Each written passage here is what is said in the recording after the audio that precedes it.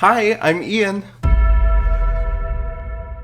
Around here, I talk about books just because I love to yap. If you're new here, I'd love for you to consider subscribing. And don't forget to like and comment on this video. Let me know what you're gonna read for Christmas. As you can probably tell from the title of this video, I'm going to be talking about my reading plans for December. This is really to help me feel more accountable to posting on a certain time frame, specifically getting better at editing videos more quickly. You can watch my December TBR video for more information specifically about the actual books that I'm going to be reading. But this video, I'm going to be talking about the videos that I have planned for the month of December and a few of the books. But first, before I get into that, I'm going to give you a little bit of a November update. So as of filming this, I have just recently finished Sociopath, a memoir by Dr. Patric Gagne. This is written by a diagnosed sociopath / therapist. One thing that I thought was really unique about this was how mundane the story was. She's not killing any animals as a child. And probably the worst thing that she actually does is she steals compulsively. And sometimes she hangs out at people's homes outside their house, which is that's actually like very creepy.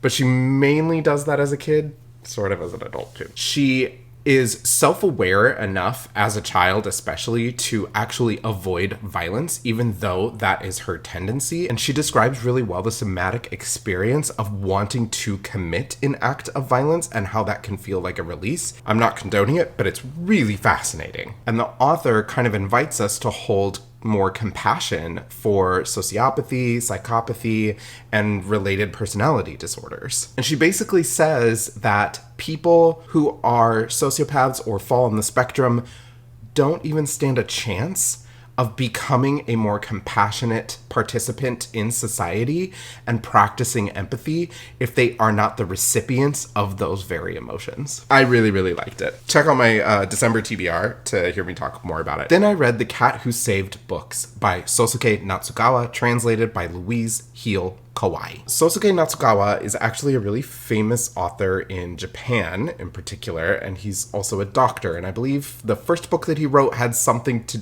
do with a doctor doing something cute and amazing like a cat is doing in this book. This is about an orphan named Rintaro who inherits his grandfather's bookshop after his grandfather passes. Before shutting the bookshop down, Rintaro is approached by a talking cat who asks Rintaro to come to other dimensions with him and save books that are being mistreated. This has sort of a fairy tale structure, as I think they go to like 3 or 4 different labyrinths, and each one they're faced with a new challenge and a new reason, like a somewhat of a moral dilemma as to why people are mistreating these books. This is way more germane than it really should be, but with book banning underway, and when we think about kind of the stranglehold that Amazon has on online book buying, this is actually making quite a few points in a really simplistic format. That being said, it's also nothing really to write home about. The writing is very straightforward and simple. Not a lot of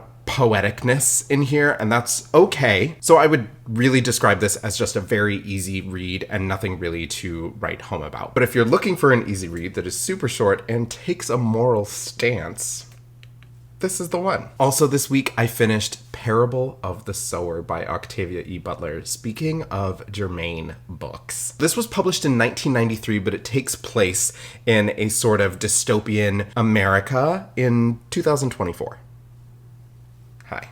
It's about a 15-year-old girl named Lauren who lives in this dystopian society that is torn apart by corporations and outlandish poverty, insane economic inequality, and climate chaos. So honestly, this is just a more exaggerated version of what we're actually living today. It's not that far off. The main problems in the book that I see on a day-to-day basis, climate chaos and economic inequality that leads to insane amounts of poverty. The character Lauren is really interesting because she witnesses all these horrors, personal horrors, and is still somehow very grounded and very rooted in who she is, which is a human who is trying to start a new religion, basically. I'll talk more about this in my December TBR, but I really, really liked this. And I'm really excited to read the sequel, Parable of the Talents, which I've heard is not as good, but I don't care because I want to know what happens with Lauren. I am a little bummed to have found out that Octavia E. Butler passed before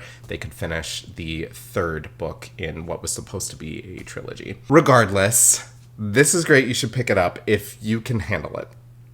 You should probably just pick it up anyway. That kind of brings me to having read 8 books so far in November. I had 12 books on my TBR initially. I usually choose that many books so that I can narrow down my decision-making process while still giving room for me to be the mood reader that I am. Do you guys like this insanely dramatic lighting right now? Like, I'm kind of fine with it. We don't get a lot of sun where I live, so I'm not closing the blinds just because there's a slat pattern on my face. So of those 12 books, I have read 7 of them. And then I tacked on one, the Sociopath memoir. I was not planning on reading that in November. It just so happened that it kind of worked out that way. So far this month, I've had 4 books that are higher than 4 stars. So I mean 4 books that are 4.25 stars or higher. And I feel like for a lot of people, that's essentially a 5-star read. So you could say that I've had 4 5-star reads. However, there has been one that I will talk about in my wrap-up that did receive a 5-star rating for me, and it was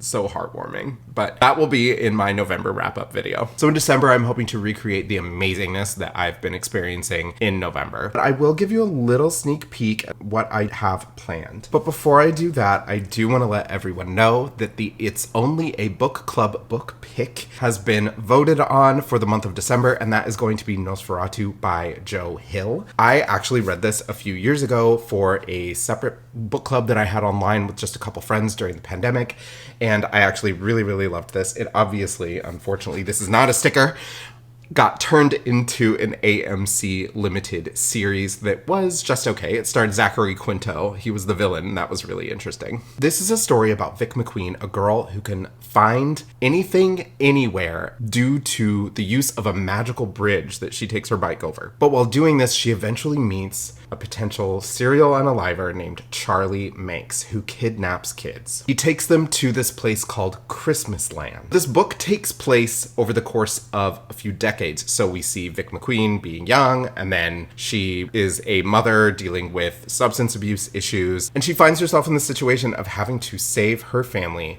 from the terrifying Charlie Manx of her childhood. For those of you that don't know, Joe Hill is Stephen King's son, and I think that the characterization in this book is really, really good, and I'm really excited to read it with a group of people. So if you want to read it along with us, just head over to Fable. It's free.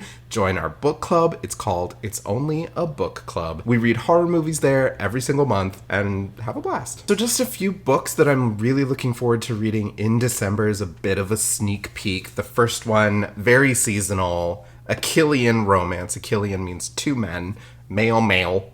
MM, as they say. The Nightmare Before Kissmas. This actually came out in October. I think it was supposed to appeal to people who love Halloween vibes, and then a bunch of people who love Halloween vibes read it and said, wow, this is much more of a Christmas vibe. So I'm going to be reading this. Apparently, this has been a divisive book because it has a bit of a political message at its center, but, you know, what book doesn't? Another book with a political message at its center. It is a non-fiction book, however, and that's called Say Nothing by Patric, Radden, Keefe, a true story of murder and memory in Northern Ireland. So this is true crime and history. It's about a woman who disappeared, taken away from her 10 children in a kidnapping, and that crime is kind of tied into the general history of the Troubles, which is what they called the ongoing conflict between Unionists and the IRA in Northern Ireland. This is actually getting turned into, or has been turned into, a limited series on, I think, FX. I think it's going to be on Hulu, so I might read it after that. But the crime occurred in December of 1972, and that's how I'm just kind of tying it into December. I've been wanting to read this for a really, really long time. And then the last little sneak peek that I'm giving you is Confessions. It's written by Japanese author Kanae Minato, and it was translated by Stephen Snyder. The whole reason I'm reading this in December is because I just want something actually that has nothing to do with December or the holidays, winter vibes, whatever. I didn't want to deal with it. This is basically a revenge story about a teacher who decides to take revenge on her students because of her daughter's death. This apparently has Lord of the Flies vibes wrapped up in a revenge story, and it's supposed to be pretty gruesome. So I'm actually kind of looking forward to this to break up that monotony, and I'm really genuinely in the mood for something that might be a bit difficult to swallow as a reader. So just know that this is a general guideline for me. I genuinely intend to post these videos. However, titles could change or the order in which things could happen could change. However, I'm going to try really hard to stick to my intentions. So, these are my December plans for December 2024, the last month in the year. Jesus. So we're going to start off with the November wrap-up. I'm going to have probably 8 to 10 books. I imagine I'll have 10 books. I would be surprised if I have 11. We'll see. We'll see what happens. It could be 11. It could be 12. There is going to be one book that I am going to DNF, and I just do not feel comfortable talking about it yet. So, starting off with November wrap-up, and then we'll do another try a chapter or unhaul it. I did a previous video where I sat down with 5 books from the horror genre, and I read the first chapter of each and decided if there was going to be a chance that I would be reading it at all, that I would want to read it at all, or if I should get rid of it. Spoiler alert, I decided to get rid of all 5. I'm doing that again, and we'll be talking about 5 books that I've already laid out from the historical fiction genre. Then I'm going to have another video for the What's on My Shelves series. They have been very helpful in reminding me of which books I'm really excited to read, and then also like which books I may want to be putting on a try a chapter video in the future. The main goal for me is to stay in touch with these books that are on my shelf and really keep them front of mind so that I can really practice the value of reading what's on my shelves instead of going and buying a bunch of books, which is great and amazing, but I don't have a lot of room anymore, so it's time to buckle down. Then you'll see that the next video after that will be a 2025 in and out. I'm basically going to be talking about trends or authors, or I don't know. I will come up with it in the next couple of weeks, probably like the day before I film it. And I'll just be talking about the things that I want to see stay on trend or in the zeitgeist in 2025.